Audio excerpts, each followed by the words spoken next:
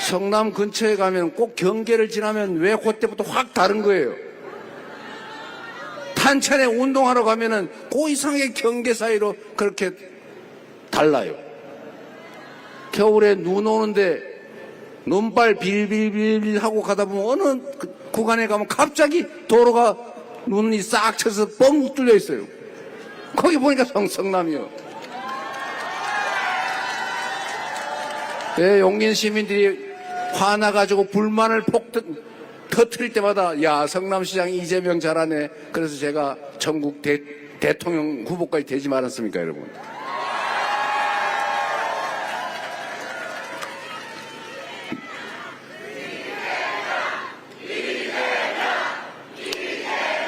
제가 8년 가까이 성남시장 재임하면서 저는 정말 행복하게 시정을 했어요. 저는 내 인생에서 가장 행복했던 시기를 꼽으라면 저는 성남시장 할 때라고 지금 여전히 생각합니다. 정말로 행복했어요, 여러분. 빈터에 어린이 놀이터라도 하나 만들고 영 안 되면 다라이에 물통에 물이라도 넣어서 어린이들 퐁당퐁당하게 하고 그러면 또 좋아하시고 그런 걸 보면 제가 너무 행복했어요. 작은 정성으로 사람들이 소소한 행복을 느끼고 가로등이 깨지면 즉각 바꿔주고 도로가 덜컥덜컥거리게 엉터리로 복구해놓은 거는 제가 그 업자 불러다가 직접 수리하게 시켜라. 하자 보수 증권 이런 걸로 대신 시키지 마라. 꼭 공사한 그 업체가 직접 다시 뜯었다가 다시 하게 만들어라. 그리고 제가 상수도관을 묻는데 밑에는 모래를 묻고 그 위에는 흙을 묻고 뭐 이런 걸 해야 되는데 대충 묻었다는 제보가 있어가지고 가서 파봤어요. 파봤더니 그 엉터리로 묻어놨더라고. 그래서 제가 다시 파내고 다시 묻으라 그래라 시켰습니다. 그래서 성남시에는 그 다음부터 공사할 때 엉터리로 복구해가지고 차가 덜커덕 이러는 게 다 사라졌죠.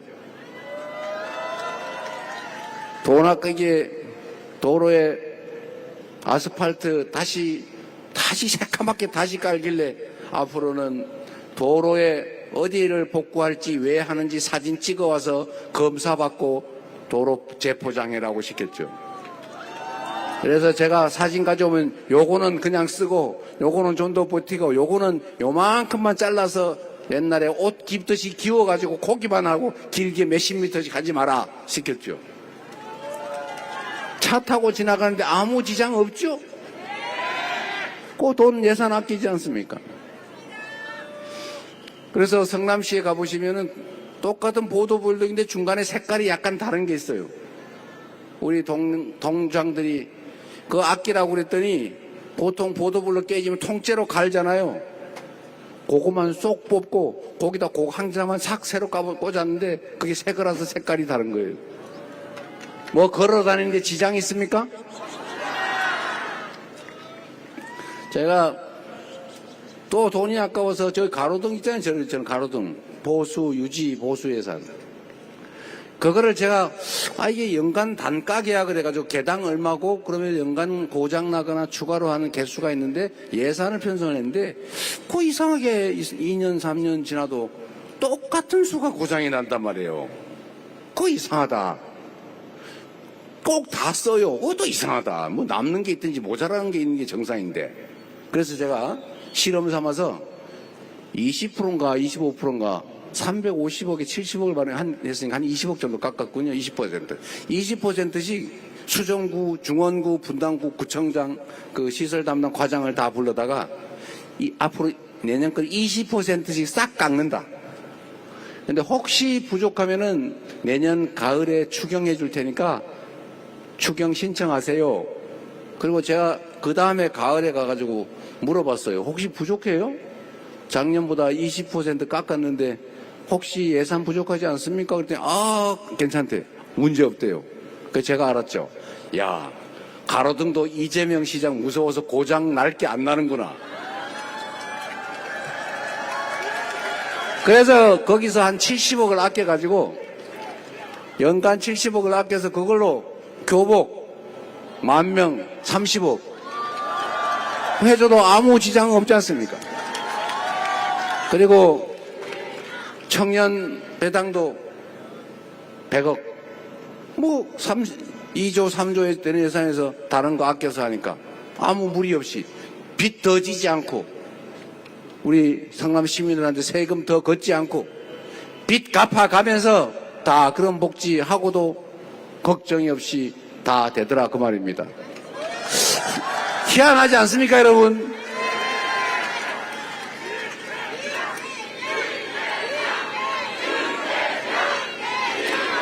제가 또 다니다 보니까 현수막이 이렇게 많은데 그걸 다 태우느라고 막 냄새나고 일거리 늘고 그런데요. 저 천을 왜 갖다 버리지 아깝게. 그래서 제가 현수막을 걷어다가 쓰레기 버리는 봉다리로 만들어서 그걸 쓰라고 시켜가지고 지금 성남시에 가면 아직도 현수막으로 만든 쓰레기 봉다리가 여기저기 비치되어 있어요. 얼마나 좋습니까 여러분? 자기 돈이면 그렇게 안 하겠지요. 남의 돈이니까 그냥 쓰는 거예요. 그리고 그걸 아낀다고 뭐 칭찬해 주는 것도 없고 이걸 갖다 바치면 승진시키고 좋아하지만 이렇게 예산 아껴가지고 시민들 복지를 늘린다고 누가 상을 주기를 합니까? 이거 안 하는 거죠. 그러나 시장이 정신 바짝 차리고 앞으로 사고가 안 나게 하면 승진시켜 주겠다. 동네 민원 많이 찾아오면 해결은 못해도 숫자 많이 발굴해 오면 승진시켜 주겠다. 이러니까 동네에 가가지고 우리 동장들이 혹시 뭐 필요한 거 없어요?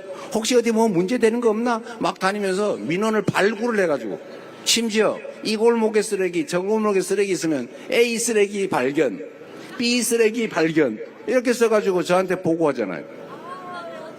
그러면은 동장이 할 거 동장이 하고 구청장이 할 거 구청장이 처리하고 본청의 과장들이 할 거 처리하고 국장이 처리하고 부시장이 해도 안 되면 나한테 가져와라. 시장한테 가져오면 이거 왜 가능한데 안 했어 하면 혼나죠. 그러니까 다 처리하고 처리 불가능한 건 불가능하다고 설명하니까 동네 민원이 다 사라졌어요. 그러니까 얼마나 사람들이 좋아해요. 또 다 사라졌다니까. 야 10개 남았는데 허위사실 공표했다고 고발할라. 거의다로 수정합니다.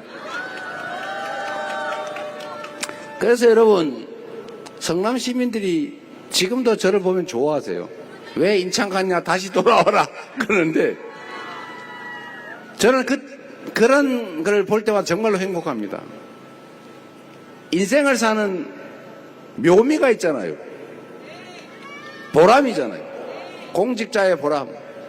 저는 그래서 성남시장 시절이 정말 생각하면 할수록 행복해요.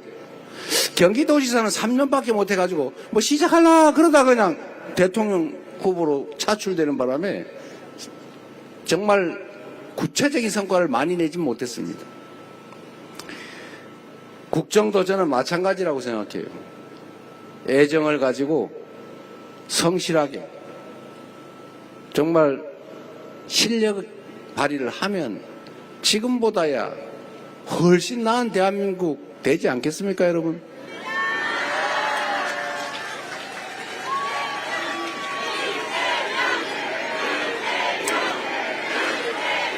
그래서 성남시민, 그 옆에 계신 용인시민, 이재명을 겪어보신 경기도민 여러분들이 이재명을 쓰면 성남시가 바뀐 것처럼 경기도가 바뀌었던 것처럼 대한민국도 확실하게 바뀔 거다 이렇게 얘기해 주시기 바랍니다.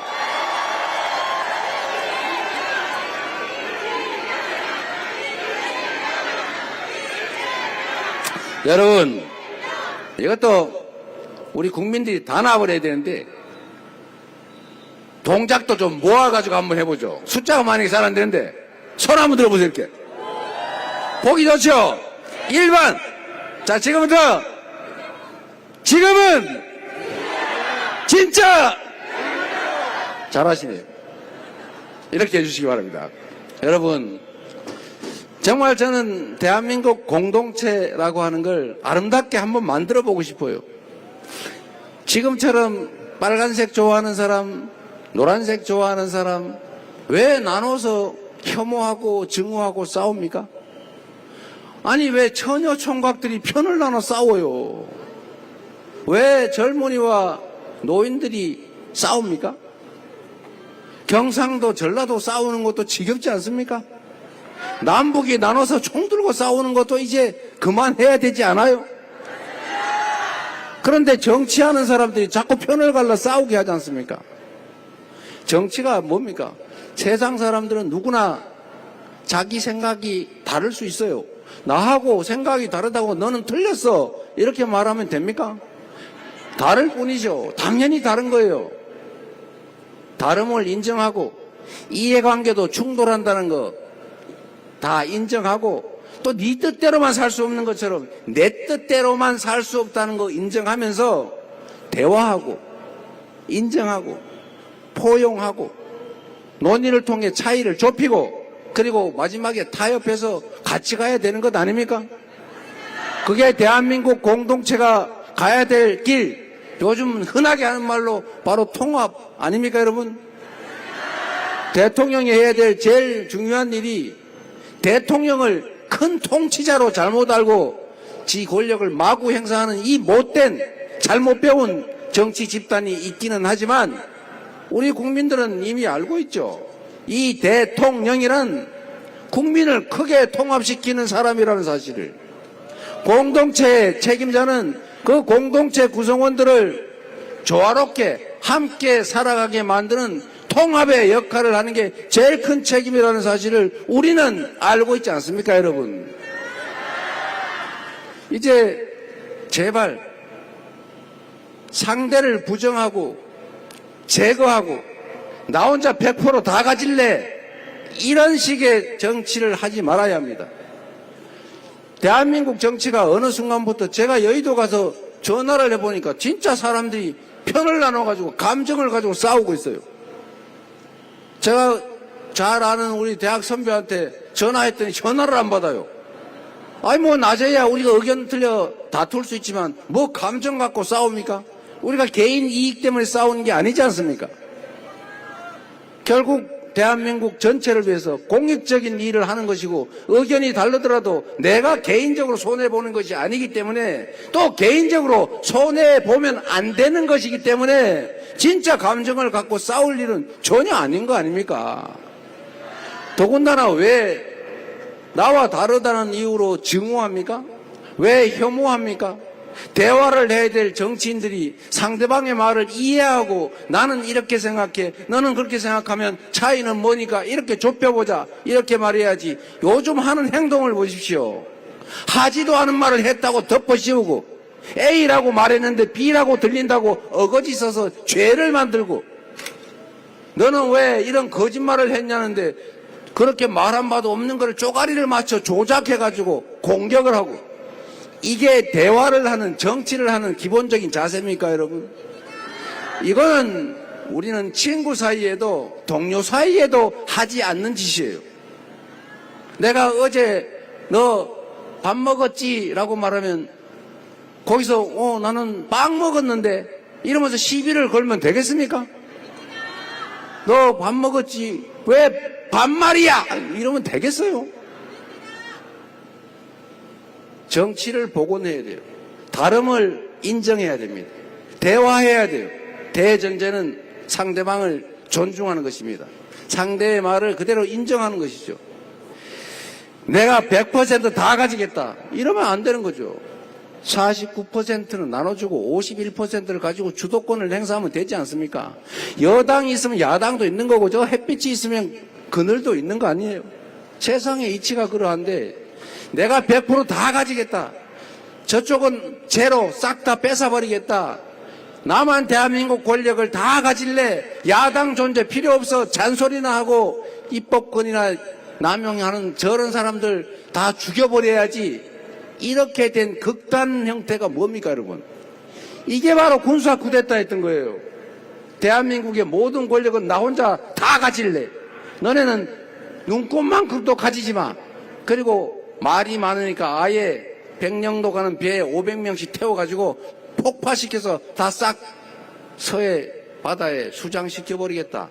이런 계획으로 군대를 일으켜서 국회를 침탈한 이 비상계엄, 내란, 이게 그 잘못된 정치의 끝판왕이었던 것입니다, 여러분.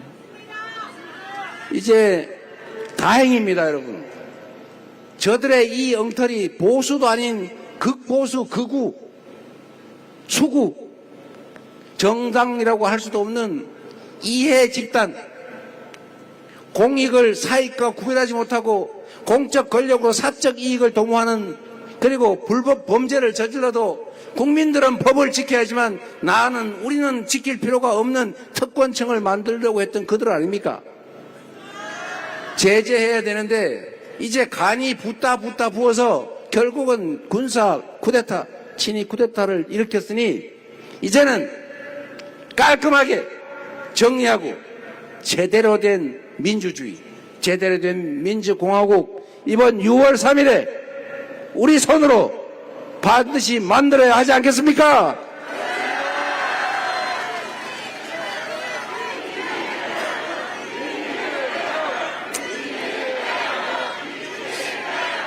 여러분, 정치는 정치인이 하는 것 같아도 결국 국민이 하는 것입니다. 우리 여기에 이상식 의원, 한번 일어나 보세요. 손명수 의원, 우리 이현주 의원, 그 부승찬 의원, 한성지라는 우리 이분들 여러분의 지배자입니까? 여러분을 위해서 일하는, 여러분 세금으로 월급을 주고 있는 여러분이 일을 맡긴 대리인 일꾼들이죠. 모섬들이니 일 잘하면 더 부려먹고 세경도 더 주고 잘못하면 세경을 깎고 야단치다가 영 아니면 중간에도 내쫓을 수 있는 여러분의 청직한 일꾼 박수 한번 보내주십시오. 열심히 잘하고 있죠? 이제 앉으시죠. 우리 민주당이 좀 많이 달라지지 않았습니까? 작년 선거 끝난 이후로 지금까지 해외 출장 가서 노는 국회의원 봤습니까? 사실은 너무 일이 많아서 출장도 우리가 못 가게 했지요. 꼭 필요한데 갔다 온 분도 계시지만 너무나 국가 상황이 엄혹해서 최선을 다하느라고 거의 쉰 적이 없어요. 국회가 이렇게 오랫동안 상시적으로 열어놓고 이렇게 열심히 한 게 대한민국 헌정사에 없습니다, 여러분.